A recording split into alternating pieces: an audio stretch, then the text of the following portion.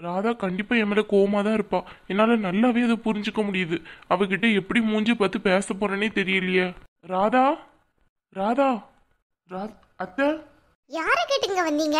அத்தையா? யார் அத்தை உங்களுக்கு? அத்தை என்னாச்சு அத்தை? ராதாவை பார்க்கணும்னா. ராதாவா? அப்படின்னு உங்களுக்கு யாரையாச்சும் தெரியுமா என்ன? என் பொண்ணு ஹாஸ்பிட்டல்ல இருக்கான்னு கூட பார்க்காம அவளை அப்படியே அனாதை மாதிரி விட்டுட்டு போயிருக்கீங்க. ச்சே, என்ன குடும்பம் நீங்கள்லாம். ஏதோ தப்பு நடந்துருச்சுதான். இழப்பு என்ன எங்களுக்கு மட்டும் இல்லையா? அதுக்காக என் பொண்ணை அப்படியே அனாதை மாதிரி விட்டுட்டு போகணுன்ட்டு உங்களுக்கு என்ன வந்துடுச்சு? இப்ப எதுக்கு இங்க வந்துக்கிட்டு ராதா ராதான்னு சொல்லிட்டு இருக்கீங்க? கொஞ்சம் வெளியே போங்க. உங்க மேல எவ்வளவு மதிப்பு மரியாதை எல்லாம் இருந்துச்சோ அத்தனையும் ஜீரோல வந்து நின்னாச்சு. இனி எதையும் கூட்டவோ குறைக்கவோ முடியாது. அத்தை ப்ளீஸ் அத்தை, என்னை மன்னிச்சிருங்க அத்தை. இப்படியெல்லாம் நடக்கும்னு நான் கொஞ்சம் கூட நினைச்சே பார்க்கல. ராதா, நான் அந்த நிலைமையில என்ன இதுல இருந்தேன்னு எனக்கே தெரியாது அத்தை.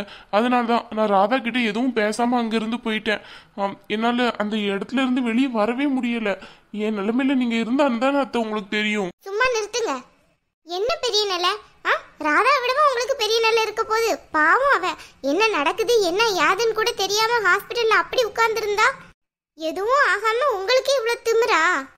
ஏதோ எங்களாலதான் இப்படி எல்லாம் ஆச்சு அப்படின்னுட்டு உங்க தங்கச்சி சொன்னாலாமே. என்ன ஆச்சு எங்களால? ராதாவை நாங்க நல்லா பாத்துக்கிடல அப்படி இப்படின்ட்டு நீங்களும் கூட சேர்ந்து பேசுனீங்களாமே. இங்க பாருங்க, ராதாவை நாங்க நல்லா தான் பாத்துக்கிட்டோம். ஏதோ இப்படி ஆகணும்ட்டு இருந்திருக்கு. என் பொண்ணு இந்த கஷ்டத்தை எல்லாம் படணும்ட்டு அவளுக்கு இருந்திருக்கு. அதனால பட்டுட்டா. போதும், இனி என் பொண்ணு உங்க வீட்டுக்கும் வர வேணாம். நீங்க அவளை கூட்டிட்டு போய் கஷ்டப்படுத்தவும் வேணாம். தயவு செஞ்சு இந்த இடத்த விட்டு கிளம்பிருங்க. இங்கே நிக்காதீங்க. அத்தை ப்ளீஸ் அத்தை, நானே ரொம்ப மன உளைச்சல்ல இருக்கேன். நான் பண்ணது பெரிய தப்பு தான். ராதாக்கு நாங்க ஆறுதலா இருந்திருக்கோமே தவிர ஹாஸ்பிட்டல்ல இருந்து நான் கிளம்பி இருக்க கூடாது. அந்த நிலையில எனக்கு என்ன பண்ணணும்னு தெரியாம தான் நான் அப்படி பண்ணேன்.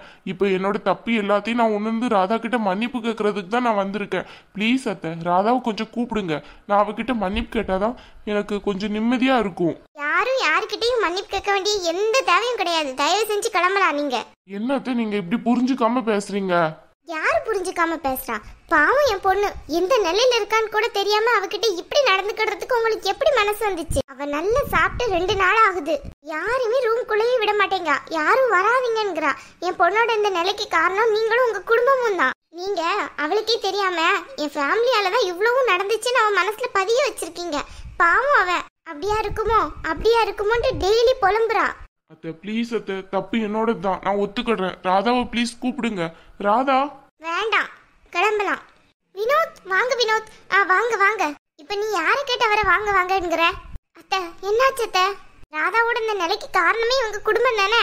அத்தை என்ன இருந்தாலும் வினோத் நம்ம வீட்டோட மாப்பிள்ள. என்னத்த பேசுறீங்க? என்ன பேசுற நீ? ஹாஸ்பிட்டல்ல வச்சு என்ன நடந்துச்சுங்கிறத மறந்துட்டியா? வீட்டுக்கு வந்து ராதா 2 நாளா சரியா சாப்பிட கூட இல்ல. அத்தை அவ சாப்பிடாதது காரணமே வினோத் தான். வினோத் வந்து நல்லபடியா பேசினா அவ கண்டிப்பா சாப்பிட்டுருவா. அத்தை நீங்க கொஞ்சம் புரிஞ்சுக்கோங்க. என்ன புரிஞ்சுக்கிறது? நீ என்ன நினைச்சிட்டு இருக்க? நீ என்ன எங்களுக்கு சப்போர்ட் பண்ணி பேசுறியா இல்ல அவங்க குடும்பத்துக்கு சப்போர்ட் பண்ணி பேசுறியா? அத்தை ஹாஸ்பிட்டல்ல நின்று திட்டு வாங்கினவளே நான் தான். நீங்க என்னன்னு பார்த்தா அவங்க ஃபேமிலிக்கு சப்போர்ட் பண்ணி பேசுறியான்னு கேக்குறீங்க. அப்புறம் இப்ப நீ நடந்துக்கிறது அப்படித்தானே இருக்கு. என்னவோ அவங்க மேல எந்த தப்பும் இல்லாத மாதிரி அவசரமா போய் வாங்க வாங்கங்கிற. அப்ப நீ என்ன நினைச்சிட்டு இருக்க மனசுல? என்னத்த நீங்க என்கிட்ட இப்படி எல்லாம் பேசுறீங்க? நான் என்னத்த நினைக்க போறேன்? சும்மா நிறுத்து. என் பொண்ணு கஷ்டமும் என் கஷ்டமும் என்னோட இருக்கட்டும். உங்களுக்கு எல்லாம் ஒரு வேடிக்கை தானே எல்லாமே. என்னத்த என்ன பார்த்து இப்படி ஒரு கேள்வி கேட்டுட்டீங்க? ராதாவோட கஷ்டமும் உங்க கஷ்டமும் எனக்கிட்ட ஒரு வேடிக்கையா? ஆமா, நீ நடந்துக்கிறது அப்படித்தானே இருக்கு. நான் அவ்வளவு தூரம் அவரை திட்டிட்டு இருக்கேன். நீ என்ன அவசரமா வந்து வாங்க வாங்கங்கிற? இந்த வீட்ல நீ அத்தையா இல்ல நான் அத்தையா? கொஞ்சம் இடம் கொடுத்தா போதுமே, தலையில ஏறி உட்கார்ந்துக்கிடுவீங்களே. அத்தை என்ன அத்தை இப்படி எல்லாம் என்கிட்ட பேசுறீங்க? அத்தை ப்ளீஸ் அத்தை, என்னால எந்த சண்டையும் வேண்டாம். இங்க பாரு, ஒழுங்கா இருக்கதா இருந்தா இரு, உள்ள போ ஃபர்ஸ்ட். அத்தை இப்படி எல்லாம் நீங்க பேசுவீங்கன்னா கொஞ்சம் கூட நினைச்சு பார்க்கல அத்தை. நான் அப்படி என்னத்த தப்பு பண்ணிட்டேன்? வந்தவரை வாங்கன்னு சொல்றது ஒன்னும் தப்பு இல்லையா அத்தை? சும்மா நிறுத்து. வான்னு சொல்றதுக்கும் போன்னு சொல்றதுக்கும் எனக்கு தான் உரிமை இருக்கு, உனக்கு கிடையாது. இங்க பாருங்க, அவ்வளவுதான், எல்லாம் முடிஞ்சிடுச்சு. கிளம்புங்க இங்க இருந்து. ஏன் அத்தை இப்படி எல்லாம் பேசுறீங்க? தப்பு நடந்தது உண்மைதான். நான் தான் வந்து மன்னிப்பு கேட்டேன்ல. தேவையில்லாம என்ன திட்டினதும் காணாம பூமிகாவை ஏன் இவ்வளவு திட்டுறீங்க? அது எங்க குடும்ப பிரச்சனை, நாங்க பாத்துக்கிடுவோம். சும்மா வந்துட்டாரு பேசுறதுக்கு. என் பொண்ணை தன்னன் தனியா விட்டுட்டு போயிட்டு இவங்களுக்குலாம் ஒரு பேச்சு, சி இவங்களுக்குலாம் ஒரு கல்யாணம், சி. அத்தை அவர் தான் மனம் திருந்தி தானே அத்தை வர்றாரு. நீங்க ஏன் அவர்கிட்ட இப்படி நடந்துக்கிடுறீங்க? ராதா நின்னம்னா கண்டிப்பா அவ கஷ்டம் தான் படுவா அந்த விஷயத்தையெல்லாம் கேட்டா. இங்க பாரு, நான் என்ன செஞ்சாலும் சரி அதை தான் என் பொண்ணு ஏத்துக்கிடுவா. நீ எல்லாம் வந்து அட்வைஸ் பண்ணணும்னு எந்த அவசியம் கிடையாது. ஒழுங்கா சின்ன பிள்ளையா நின்று பார்த்தமான்ட்டு தேவையில்லாம மூக்க நுழைக்கணும்னு நினைச்சேன்னு வையே, அவ்வளவுதான் சொல்லிட்டேன். அத்தை ஏன் என் மேல இவ்வளோ கோவப்படுறாங்க? நான் அப்படி என்ன தப்பு பண்ணிட்டேன்? அவங்களும் ராதாவும் நல்லா இருக்கணும்னு தானே நான் இவ்வளோ காலம் நினைச்சிட்டு இருக்கேன். ஆனா அவங்க என்னன்னு பார்த்தோம்னா என் மேல இப்படி கோவப்படுறாங்க. என்ன காதுல உள்ளல வெளியே போங்கன்னு. அம்மா ராதா, நீ உள்ள போமா. அம்மா அவர் வந்திருக்காரு. ராதா இங்க பாரு, இந்த உறவு இனி உனக்கு வேணுமா? உன்னை எவ்வளவு கஷ்டப்படுத்தி பார்த்தாங்க ஹாஸ்பிட்டல்ல வச்சு. 2 நாள் நீ எவ்வளவு கஷ்டத்தை அனுபவிச்ச, எல்லாத்தையும் நினைச்சு பாரு. அதுவும் இல்லாம உன்னை தன்னந்தனியா விட்டுட்டு போனவரு இவர் உனக்கு வேணுமாங்கிறத நீ முடிவு பண்ணிக்கோமா. உன்னை இந்த வீட்டுல வச்சு மகாராணி மாதிரி நான் பாத்துப்பேன். இவங்க வீட்டுக்கு போய் நீ கஷ்டப்படணும்ட்டு எந்த அவசியமும் கிடையாது, பாத்துக்கோ. அம்மா நீங்க நினைக்கிறதெல்லாம் உண்மைதான். அவரு என்ன பார்க்காம கூட போயிட்டாருதான், உண்மைதான். ஆனா அவரு வந்து பேச வந்திருக்காருல்ல, என்ன பேசுறாருன்னு கொஞ்சம் கேட்கணும்ல நம்ம. என்னடி அப்ப இந்த அம்மா முக்கியம் இல்லையா? அவர்தான் முக்கியமா? அவர் கூட போக தான் போறியா? உன்னை விட உன் நிலைமைனால எனக்கு தாண்டி ரொம்ப கஷ்டமா இருக்கு. உன்னை ஹாஸ்பிட்டல் அந்த நிலைமையில பாக்கிறதுக்கு எனக்கு எவ்வளவு அழகா வந்துச்சு தெரியுமா? அம்மா நீங்க நினைக்கிறதெல்லாம் எனக்கு புரியுது. ஆனா அவர் வந்திருக்காரு, அவரை நம்ம இப்படியே அனுப்ப முடியவா செய்யும்? அவர் எதுக்கு வந்திருக்காருன்னு கொஞ்சம் கேட்போம். இப்படியே இருங்க 2 பேரும், என்னமே செய்யுங்க. அண்ணி என்ன அண்ணி நீங்க ஏன் அழுறீங்க? அதெல்லாம் ஒண்ணும் இல்ல ராதா, நீ போய் வினோத் கூட பேசு. அவர் கண்டிப்பா உன்னை பார்க்க தான் வந்திருக்காரு. அது ஒரு பார்வையிலே நல்லா புரியுது. ஆமா நீ எனக்கும் அவரை பார்த்தோன்னே அப்படிதான் தோணுது. அவரு மனசு திருந்திதான் என்கிட்ட வந்திருக்காருன்னு நினைக்கிறேன். ஆனா அம்மா எதுக்கு இப்படி எல்லாம் கோவப்பட்டு போறாங்கன்னு எனக்கு புரியலையே. இங்க பாரு ராதா, உங்க அம்மா கோவப்படுறதெல்லாம் நியாயம்தான், இல்லன்னு நான் சொல்ல மாட்டேன். அவங்க உன் மேல இருக்க பாசத்தினாலதான் இப்படி எல்லாம் கோவப்படுறாங்க.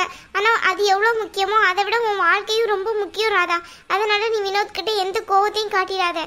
அவர் மனசு திருந்தி உன்னை மன்னிச்சு ஏத்துக்கிட்டா நீ அதை ஏத்துக்கோ. கண்டிப்பா அண்ணி, அவர் இல்லாத ஒரு வாழ்க்கையை என்னால நினைச்சு கூட பார்க்க முடியாது. சரி நீங்க 2 பேரும் பேசுங்க. வினோத் ப்ளீஸ் ராதா, என்ன மன்னிச்சிரு. ஐயோ வினோத் என்னது? அழாதீங்க ப்ளீஸ் ப்ளீஸ், கண்ணை தொடங்க. ஹாஸ்பிட்டல்ல உன்னை அந்த நிலையில பார்க்கல, எனக்கு என்ன பண்றதுன்னே கொஞ்சம் கூட புரியல ராதா. அதனாலதான் உன்கிட்ட எந்த பேச்சுமே பேசாம நான் அப்படியே போயிட்டேன். இது உன் மேல மட்டும் தப்பு கிடையாது, ஏதோ நடந்திருக்கு, அதான் எனக்கு அது நல்லாவே புரிஞ்சுது. ஆனா எனக்கு அந்த நிலையில என்ன பேசுறதுன்னு ஒன்னும் புரியல ராதா. அதனாலதான் நான் அப்படியே கிளம்பிட்டேன். நீ என்ன தப்பா மட்டும் நினைச்சிடாத. இல்ல வினோத், எப்படினாலும் என் வினோத் என்கிட்ட வருவாருன்னு எனக்கு நல்லா தெரியும். அனு நீ பேசுறதெல்லாம் எனக்கு அதனாலதான் நான் ஒரு பெருசாவே எடுத்துக்கிடல. அம்மா தான் அதெல்லாம் பெருசா எடுத்துக்கிட்டாங்க. நீங்க என்ன திருந்தி ஏத்திக்கிட்டீங்கல்ல, அதுவே எனக்கு போதும். நீங்க இல்லாத 2 நாளும் எனக்கு எவ்வளவு கஷ்டமா இருந்துச்சு தெரியுமா? உங்ககிட்ட இருந்து ஒரு சிங்கிள் போன் வராதான் நான் எவ்வளவு ஏங்கிருக்கேன் தெரியுமா? எல்லாமே எனக்கு புரியுது ராதா. இனி நான் உன்னை விட்டுட்டு எங்கேயுமே போக மாட்டேன். அம்மா ரொம்ப திட்டாங்களோ உங்களை? எதுவும் நினைச்சுக்கிடாதீங்க. அத்தை தானே திட்டினாங்க, அதெல்லாம் ஒன்றும் பிரச்சனை இல்லை, நீ கவலைப்படாத ராதா. நமக்கு நடந்ததெல்லாம் ஒரு கனவா நினைச்சு மறந்துடுவோம். நானும் அதே மைண்ட் செட்டுக்கு வந்துட்டேன் வினோத். நீங்களும் எல்லாத்தையுமே அப்படியே மறந்துருங்க. இனி நம்ம புது வாழ்க்கையை ஆரம்பிப்போம். ஆமா ராதா. ஆனா அவங்க அத்தை இனிமே நீ ஏத்துக்கிட மாட்டாங்கல்ல? அப்படியெல்லாம் ஒன்றும் இல்லை. அவங்களும் இந்த இன்சிடென்ட்க்கு அப்புறம் கொஞ்சம் திருந்தி இருக்க மாதிரி தான் தோணுது. உன்னை கேட்டாங்க தெரியுமா அவங்க? என்ன சொல்றீங்க? ஹாஸ்பிட்டல் நீங்க 2 பேரும் அவ்வளோ சத்தம் போட்டுட்டு போனீங்க, என்ன கூட பார்க்காம. அப்ப அத்தை எப்படி இருப்பாங்க? அவங்களும் என்ன வந்து ஒரு வாட்டி கூட பார்க்கலையே இப்படி ஆயிடுச்சுன்ட்டு. அப்ப கண்டிப்பா அவங்க என் மேல கோவமா தானே இருப்பாங்க. இல்ல ராதா, அவங்க உன் மேல பாசமா தான் இருக்காங்க. உன்னை கேட்டாங்கன்னு சொல்றேன்ல, நீ அதை பத்திலாம் ஒன்றும் ஃபீல் பண்ணாத. கொஞ்ச நாளைக்கு இந்த வீட்ல இருந்து ரெஸ்ட் எடு, அப்புறமா நீ அந்த வீட்டுக்கு வந்துக்கிடலாம். எனக்கு என்னமோ நான் அந்த வீட்டுக்கு வருவேன்ட்டு நம்பிக்கையை இழந்துட்டேன். இந்த விஷயத்துக்கு அப்புறம் அத்தை கண்டிப்பா என்ன உள்ளே விட மாட்டாங்கன்னு நினைக்கிறேன். யாரும் ஒன்னு எதிர்த்தா என்ன, நான் தான் இருக்கேன்ல உனக்கு, வேற என்ன வேணும்? கண்டிப்பா வினோத், எனக்கு அதுவே போதும்.